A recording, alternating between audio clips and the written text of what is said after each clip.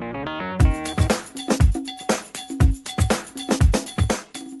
lot of the time, consumers that are struggling to repay their debt, one of the options that they usually think is the easiest option for them is for them to get a debt consolidation loan.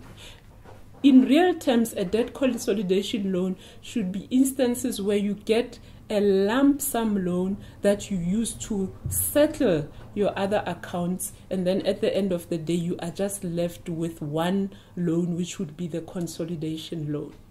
If people were to do it in that way and they were disciplined to apply the loan that they receive to settle their debts, then debt consolidation would be a good option, because when you settle, you would be receiving a discount on the amounts that you are settling. Your name at the credit bureau would be cleared that you've settled those accounts and you are just left with one account. But what we see happening is that a lot of the time when the consumer receives the consolidation loan, they don't use it to settle the other accounts. They use it maybe to spend on other things because they are under pressure financially.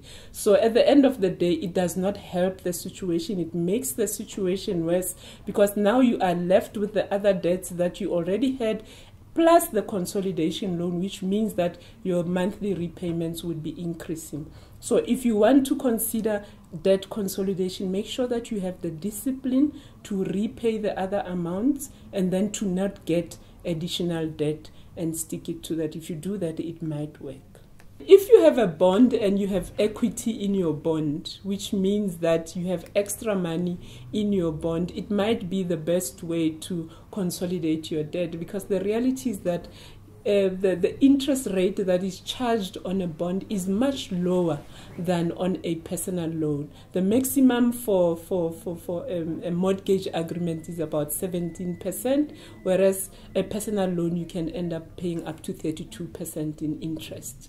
So if you have equity in your house, it might be the best option to then consolidate through your home loan, because the reality is that if you are under pressure, you have to find a solution.